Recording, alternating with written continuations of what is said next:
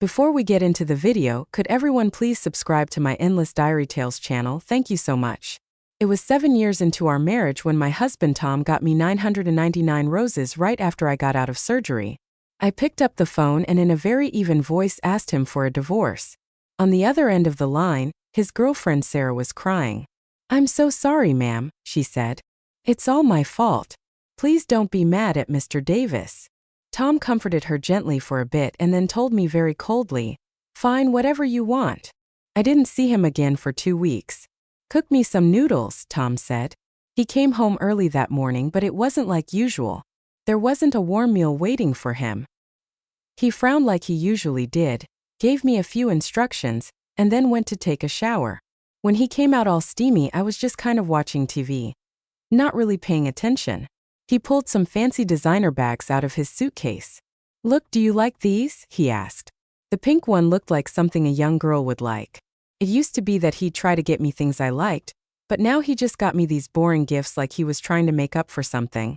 I didn't really want to look anymore. I grabbed the remote, changed the channel and asked, "So when can we get a divorce?" Tom was always busy. Even our anniversary present was something his secretary Emily had picked out. When it came to work, I always had to fit into his schedule. "Come on, stop it," he said. "Emily didn't know you hate roses. I'll tell her next time."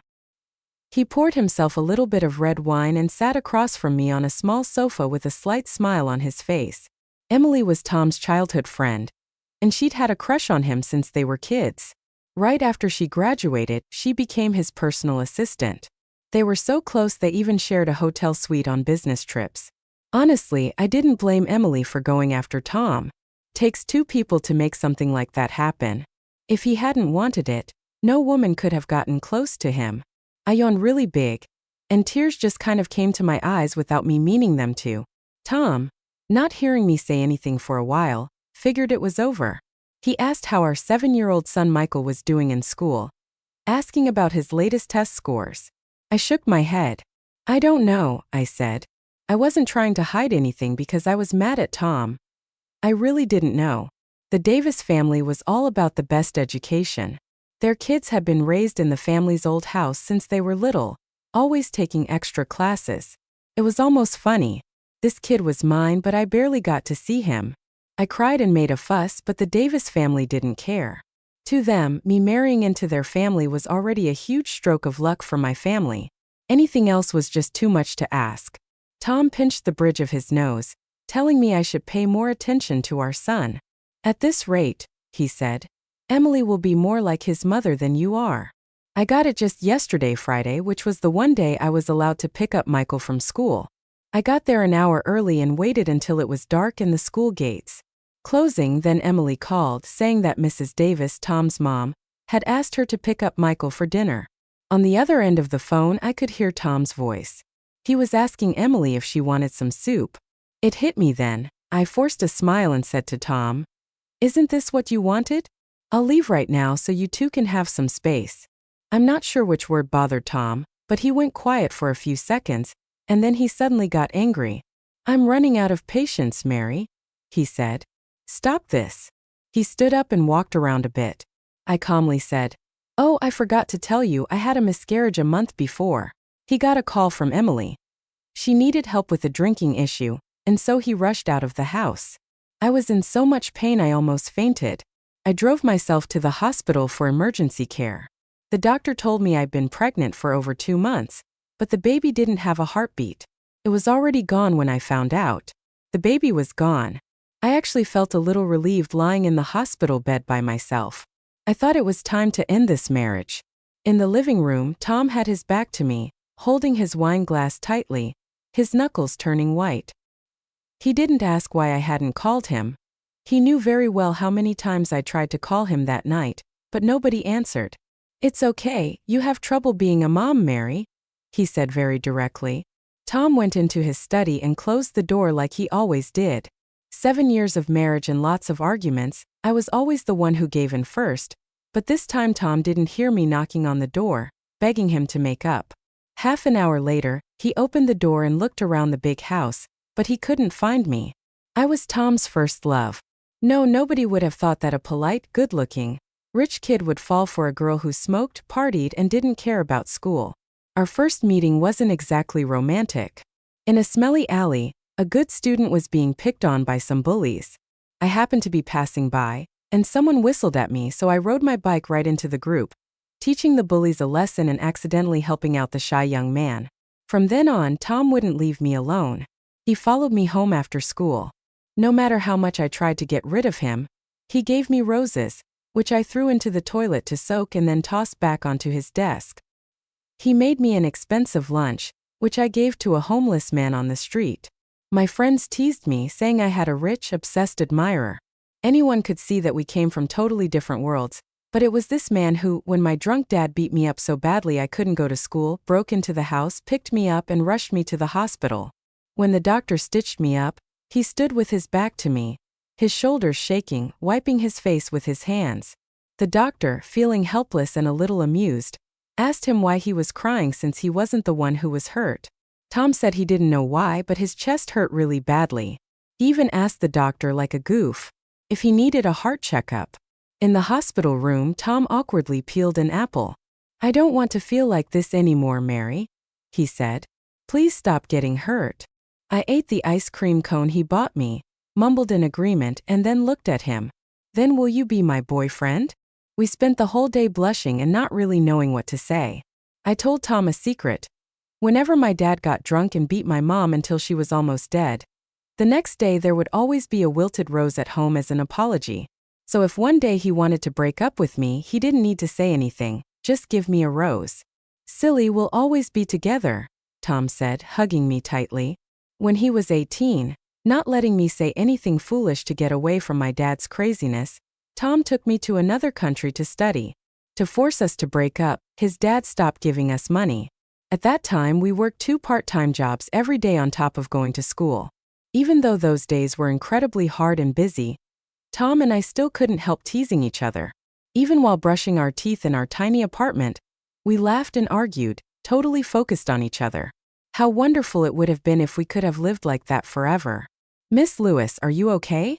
The doctor's voice brought me back to the present. Today was the 3rd day since I moved out of the big house, and my trouble sleeping had gotten worse. I held the prescription the doctor gave me and ran into Emily while picking up my medicine. "Ma'am, why are you here alone?" Emily blinked innocently, and when I didn't answer, she looked at me with pity. "I heard from Tom about your child. Don't be sad, you're still young. You'll have another one soon." "Don't worry, there won't be another one," I said. As soon as I finished speaking, I saw Tom coming towards us, looking angry. I noticed he was holding a spray can tightly in his hand, and I didn't understand why he was so mad. Emily told me in a cute way that she had twisted her ankle coming downstairs, and that it was just a small injury that didn't need a doctor. But Tom insisted she'd come to the hospital, which made her late for work. When he saw the medicine bag in my hand, Tom couldn't help asking, "Are you feeling sick?" Seeing that I was ignoring him, he grabbed my medicine. "When did you start having trouble sleeping, Mary? I'm talking to you. How long are you going to keep this up?" Tom thought I had left in a huff trying to get his attention, so until now he had never asked where I was staying or what I had been doing these past few days. He raised his voice without realizing it, making people around us stop and stare. A flash of annoyance crossed my eyes. After grabbing my medicine back, I said softly, "I'm not causing trouble." Maybe my voice was too calm, and Tom thought it meant I was giving in. He suggested he drive me home first, then take Emily back to her office, but I shook my head. Work is more important. I can walk by myself. When I said home, I meant my own home. My alcoholic father died in a car accident, leaving the house that I once wanted to escape from had now become the only place I felt safe. As I walked away, I saw Tom, who was about to take a step forward but was stopped when Emily grabbed his arm. With a pale face, she told him that she wasn't feeling well. It seemed like she was having low blood sugar. Tom hesitated for a moment, but he didn't follow me. Instead, he turned and walked toward a nearby vending machine. The day my lawyer finished writing the divorce papers, I got a call from Tom. He told me urgently, "Our son is sick. Come to the old house before 5 o'clock. Before I could ask any questions, he hung up. I printed the papers and felt a huge sense of relief. When I arrived at the Davis family's old house, I found everyone was there. They were having a family dinner, and my son was sitting right between Tom and Emily. To anyone else, they looked like a real family. With red eyes, I walked up to my son, who I hadn't seen in a while, and gently touched his face, asking him what was wrong. The boy looked almost like a smaller version of Tom. He slapped my hand away, looking disgusted, and stared at me, his eyes begging for help from Emily. A sharp pain went through my heart. Emily lovingly pulled my son into her arms and in an innocent tone said, "Mikey isn't sick. Mary, have you taken too many sleeping pills? Are you getting things mixed up?" As soon as Emily finished speaking, the Davis family members looked at me with disapproval. I knew they were making fun of me, especially Tom's sister, Lisa. She had always thought I wasn't good enough for her brother. She had made things difficult for me before, but for Tom's sake, I chose to put up with it. But this time I didn't want to put up with it anymore. I turned to Tom and asked, "You told me on the phone that Mikey was sick and to come over. I came halfway across the city to get here. And now your girlfriend says I'm confused. Who's lying? Who's really sick here?" To my surprise, my voice was so strong that Emily's face changed, and she looked panicked. She opened her mouth like she was going to explain something, but I didn't give her the chance. I looked down and warned her, "Emily, if you want to be a mistress, that's your business, but don't use my son to try to get attention. Otherwise, don't blame me for being mean." The sharpness of my words made Emily's eyes red with frustration. Tom threw his chopsticks down, staring at me with a cold look. "Mary, you're just jealous. Our son has had a cold for days. Have you, as his mother, even cared for him? And you were supposed to be here by 5 o'clock, but you made everyone wait. Since you have no sense of time, go eat with the servants in the side room." In this house, no one dared to go against him. A flash of dark satisfaction crossed Emily's eyes, and she bit her lip, looking at me with a look of sympathy. Lisa raised an eyebrow, her eyes full of obvious dislike. Under everyone's watchful eyes, I walked toward the housekeeper, Susan. "Susan, if you have time, come over to my house. I'll cook something for you." After saying this, I looked at Tom and gave him a look of disgust. "You really make me sick." As I started to leave, Tom quickly stood up and grabbed my hand, his anger barely hidden. "Where do you think you're going? Did I tell you to leave?" His lack of shame made me furious. "It's none of your business. Let go of me." After getting a glare from Emily, Lisa immediately sneered at me. "Mary, after all these years, you're still the same. You're just a wild chicken who can never become a phoenix." To my surprise, Tom turned and scolded Lisa. "Shut up." Taking advantage of his distraction, I broke free from his grip. The sharp pain on my wrist set off the anger that had been building up inside me. I coldly looked around the room, my gaze landing on Lisa's stuck-up, disgusting face. "I'm going to show you what real bad manners look like." I slowly walked to Lisa's side, picked up the bowl of her favorite rich soup, and poured it over her head. It wasn't a completely unexpected move, but it was something no one had predicted in the Davis household. The usually quiet young wife had done something so bold. For a few seconds, the old house fell unnervingly silent. Then Lisa finally reacted, letting out a high-pitched scream. The rest of the people seemed to wake up from a dream and started to gather around Lisa, complaining about what had just happened.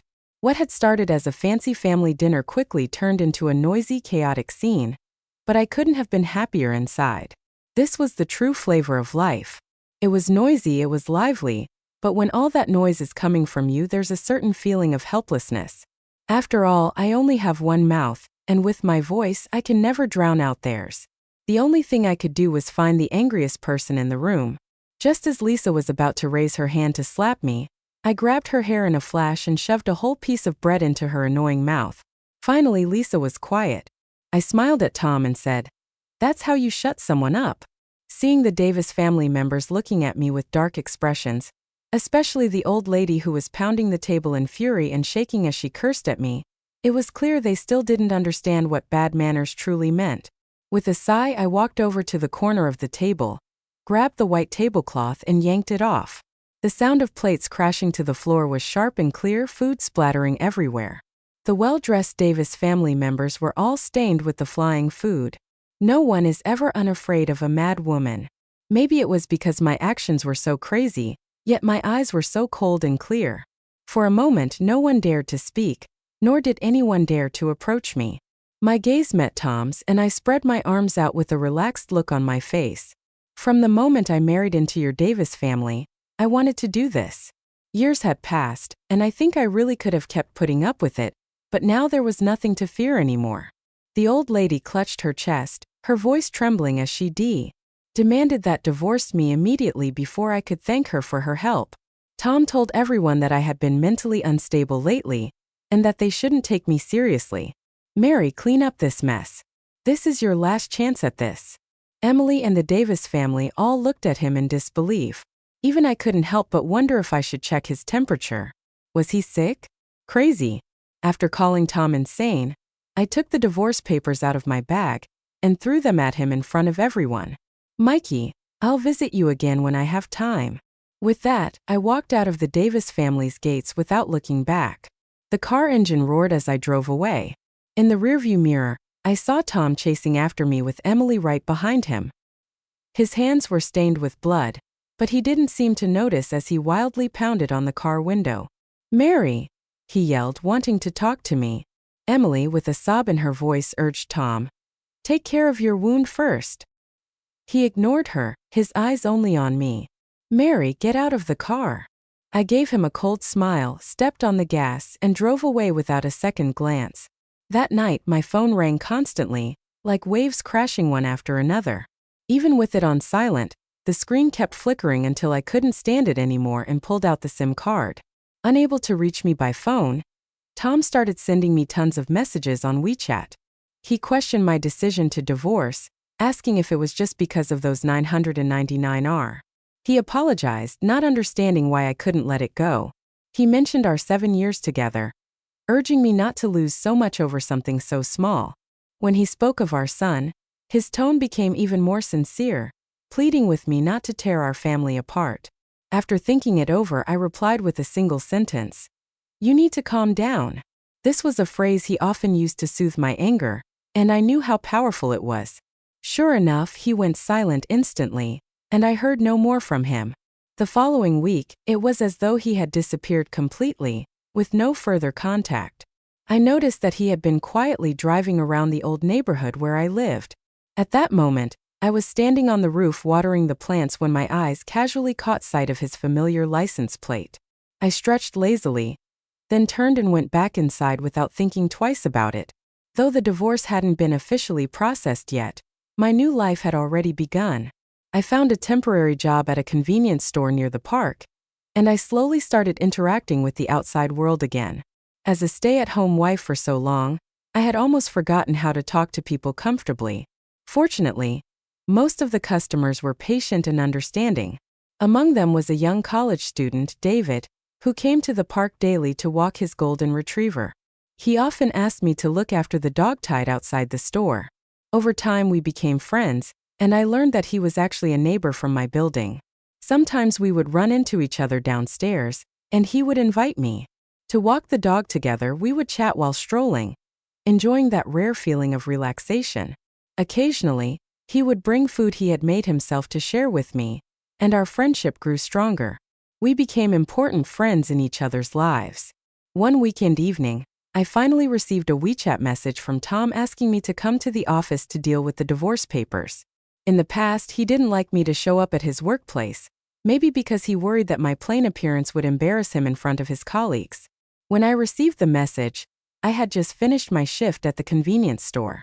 I quickly tidied myself up and went to his office. When I arrived, he was busy on a call. He glanced at me briefly and motioned for me to sit and wait. I noticed that Emily wasn't there, so I decided to skip the coffee and played a mobile game instead. When I finished, I realized that at some point, Tom had stood behind me quietly watching. Sign here, he said. He pulled his gaze away and placed the divorce agreement on the coffee table. I didn't sign immediately as he had hoped. Instead, I carefully read through each part of the agreement. His generosity surprised me, but I wasn't someone who could be easily fooled. I proposed that the overseas property we bought 2 years ago be transferred to me, in exchange for which I would give up my original shares in the company. Tom hesitated for a moment before contacting his lawyer to revise the agreement. However, just as I was about to sign, He suddenly blocked the signature section with his hand. His face darkened as he reminded me, "Read carefully. The custody of the child will be mine. Once you sign, you'll have no contact with him." I understood that.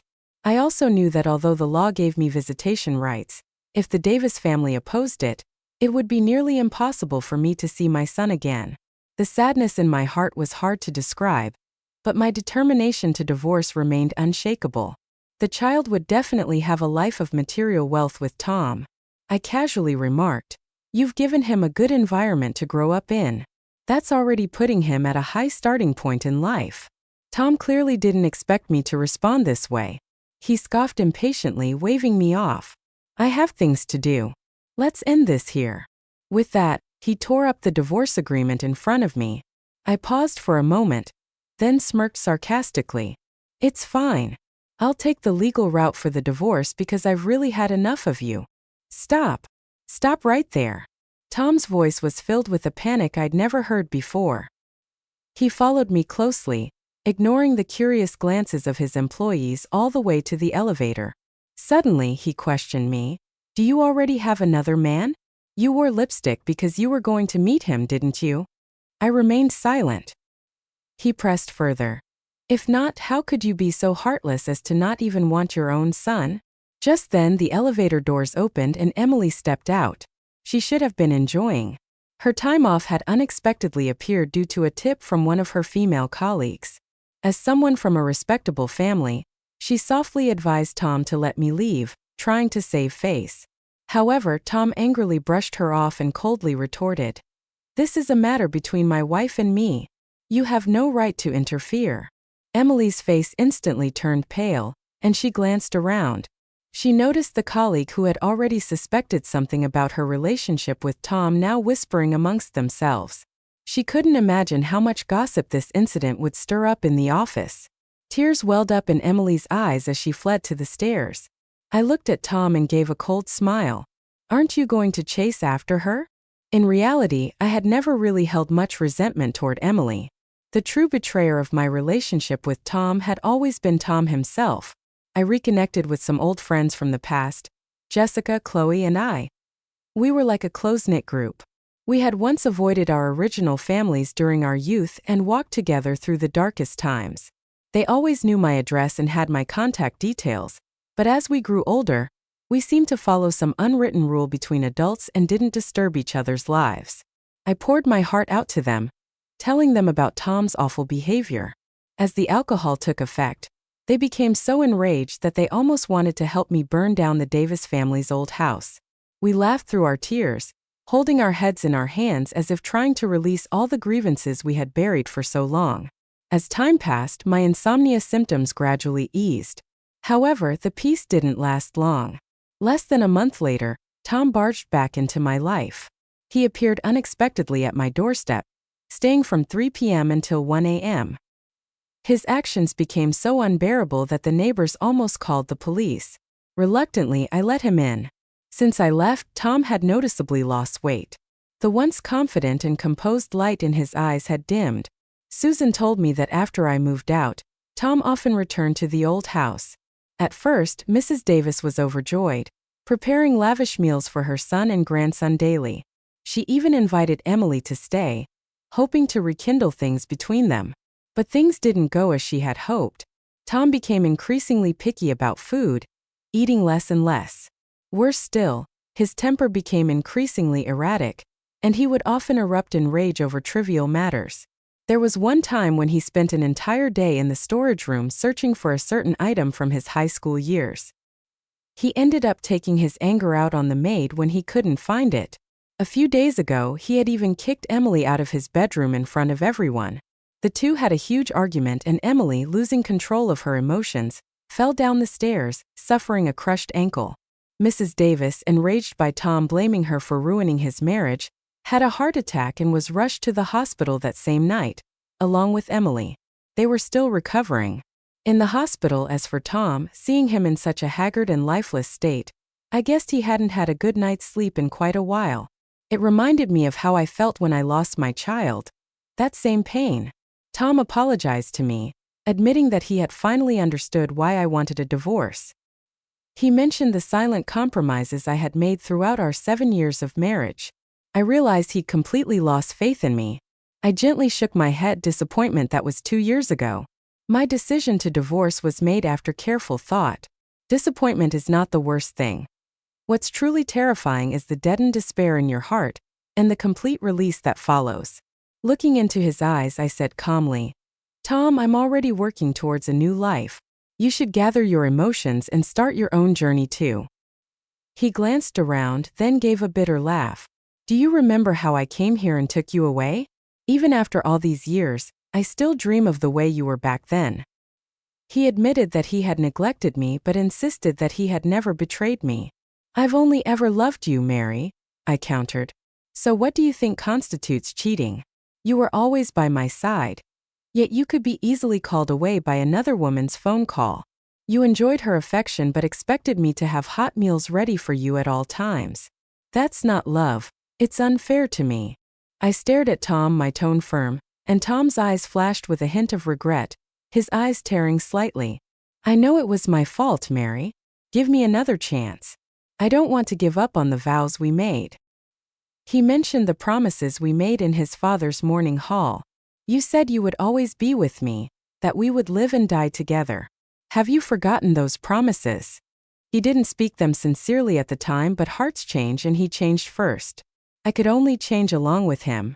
Just then the doorbell rang. I opened the door to find my young male neighbor, David, standing outside. He saw Tom inside and asked if I needed help. Suddenly, Tom acted impulsively, throwing a punch at David. Clearly, he misunderstood the relationship between David and me. The two men immediately got into a fight. I tried to intervene but to no avail, so I coldly remarked, "If you two want to fight, go ahead, but don't expect me to take responsibility for your injuries." With that, I slammed the door shut. As for the outcome of their fight, I didn't care. I only knew that after that day, Tom never appeared in my life again. About 2 months later, after Mrs. Davis was discharged and recovering, she unusually told me that my son missed me and asked if I could visit him. I hopped on my newly bought motorcycle, wearing a cool leather jacket. On that day, no single mother in front of the school gate could compare to me. Children are actually very easy to satisfy, as long as you give them something novel and cool to experience. So I took my son to try the American fast food he had always wanted, but had been forbidden from by the Davis family. I was eating with my son excitedly. He asked if I could pick him up again next week. I smiled, fastening his safety helmet, and then took him back to the old house. I originally planned to leave, but Mrs. Davis and Susan stopped me. Their eyes were filled with complex emotions as they invited me in for tea. My son also grabbed my hand, asking if I could go upstairs and play with him for a while. Curious about the room I hadn't seen in a long time, I followed him upstairs. At the door of the study on the 3rd floor, I saw Tom, who was attending a video conference from home. I froze in place until my son gently tugged at my sleeve, snapping me out of my daze. I followed him into the room. Though my mind wasn't entirely present, I still tried to spend time with my son, playing with him as best I could. Looking at the time, I told him, "Mom needs to go home now. If I have time next week, I'll come to visit again." He blinked his bright eyes and asked earnestly, "Mom, can I go home with you? Can we bring Dad too?" I didn't know if the Davis family had coached him to say this, but I could clearly feel the longing in his voice. "If there's a chance, of course you can. But this time it's just the two of us, no Dad." I didn't want to give him false hopes or disappointments. Leaving the room, Tom was already waiting at the door. "Are you hungry?" Though I had just eaten, seeing the concern in his eyes, I decided not to refuse. "Just a little." "Are you cooking?" "All right, I'll make something for you." We went to the kitchen dining area on the ground floor of the old house. It was completely empty. Tom asked what I wanted to eat, and I casually replied, "Anything's fine." He took out a clean white ceramic pot and started washing rice to cook porridge. In fact, Tom was much better at cooking than I was. I remembered when we were abroad, whenever I missed Chinese food, he would specifically go to the Chinese supermarket after work to pick up discounted ingredients. Porridge wasn't something we made often, but whenever I wasn't feeling well, he would always cook a bowl for me. I didn't disturb him as he focused on making the porridge. He didn't engage in idle chit-chat, just quietly tended to the pot. At that moment it felt like we had returned to the past and nothing had changed. However, this time the porridge took longer to cook. Perhaps the heat was too high, or perhaps it was simply too long, but a burnt smell started to fill the kitchen. Tom seemed not to notice, and when the porridge was ready, he took the pot off the stove and, without turning off the heat, brought it straight to me, filling my bowl with a large serving. Though I clearly smelled the burnt scent, I didn't mention it and quietly began eating what might be the last bowl of porridge I ever tasted from him. "How does it taste?" Tom eagerly asked, watching me. I nodded slightly, but he seemed unconvinced, so he picked up the soup spoon and quietly tasted a spoonful from my bowl. "This is too bitter."